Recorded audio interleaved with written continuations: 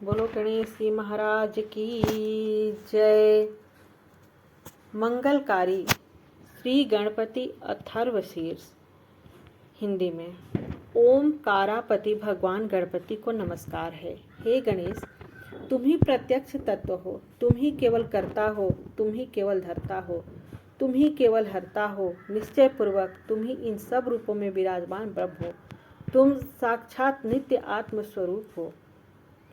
मैं कृत न्याय युक्त बात कहता हूँ, सत्य कहता हूँ। हे पार्वती नंदन, तुम मेरी मुझ शिष्य की रक्षा करो, वक्ता की रक्षा करो, आचार्य की रक्षा करो, श्रोता की रक्षा करो, दाता की रक्षा करो, धाता की रक्षा करो, व्याख्या करने वाले आचार्य की रक्षा करो, शिष्य की रक्षा करो, पश्चिम से रक्षा करो, पूर्व से रक्षा करो, उत्तर से रक्षा करो, दक्षिण से रक्षा करो, ऊपर से रक्षा करो, नीचे से रक्षा करो, सब ओर से मेरी रक्षा करो, चारों ओर से मेरी रक्षा करो। तुम वाङ्मय हो, चिन्मय हो, तुम आनंदमय हो, तुम ब्रह्ममय हो, तुम सच्चिदानंद अद्वितीय हो, तुम प्रत्यक्ष ब्रह्म हो, तुम दानमय विज्ञानमय हो। यह जगत तुमसे उत्पन्न होता है, यह सारा जगत तुम में लय को प्राप्त होगा। इस सारे जगत की तुम में प्रतीति हो रही है। तुम भूमि, जल, अग्नि, वायु और आकाश हो।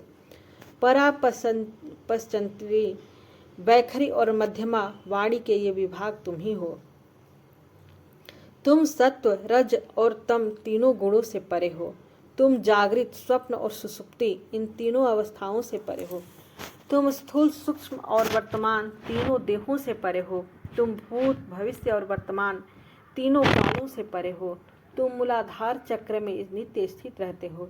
इच्छा, क्रिया और ज्ञान तीन प्रकार की शक्तियाँ तुम ही हो। तुम्हारा योगी जन नित्य ध्यान करते हैं। तुम ब्रह्मा हो, तुम विष्णु हो, तुम रुद्र हो, तुम इंद्र हो, तुम अग्नि हो, तुम वायु हो, तुम सूर्य हो, तुम चंद्रमा हो, तुम ब्रह्म हो। भूः, भूर्वः, स्वः ये तीनों लोक तथा ओंकार वाच्य पर ब्रह्म भी तुम हो। गण के आदि अर्थात ग का उच्चारण करें, उसके बाद वर्णों के आदि अर्थात अ उच्चारण करें, उसके बाद अनुस्वार उच्चारित होता है। इस प्रकार अर्धचंद्र से सुशोभित गंग ओंकार से अवरुद्ध होने पर तुम्हारे बीज मंत्र का स्वरूप ओम गंग है। गकार इसका पूर्व रूप है, बिंदु उत्तर रूप है, नाद संधान है, संहिता संविध है। ऐसी यह गणेश विद्या है।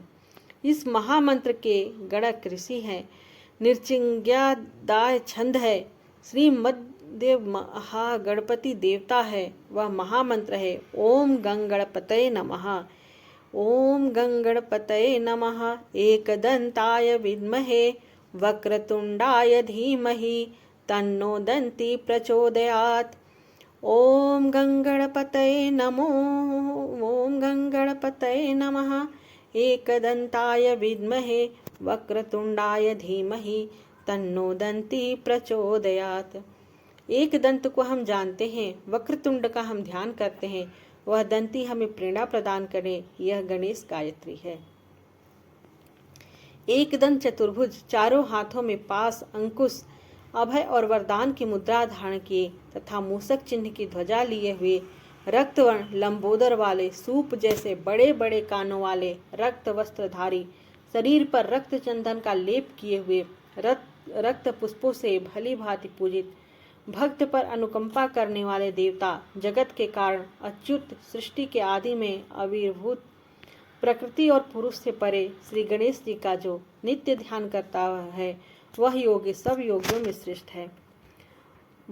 व्रात देव के समूह के नायक को नमस्कार, गणपति को नमस्कार, प्रथम पति शिव जी के गणों के अधिनायक के लिए नमस्कार, लंबोदर को, एक दंत को, शिव जी के पुत्र को तथा श्री वरद मूर्ति को बारंबार नमस्कार, बारंबार नमस्कार, बारंबार नमस्कार। यह अथर्वशीर्ष है।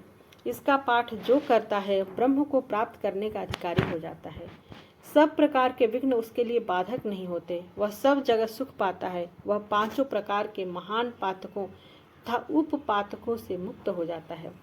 सायंकाल में पाठ करने वाला दीन के पापों का नाश करता है। प्रातःकाल पाठ करने वाला रात्रि के पापों का नाश करता है। जो प्रातः काल सायं दोनों समय इस पाठ का प्रयोग करता है वह निष्पाप हो जाता है।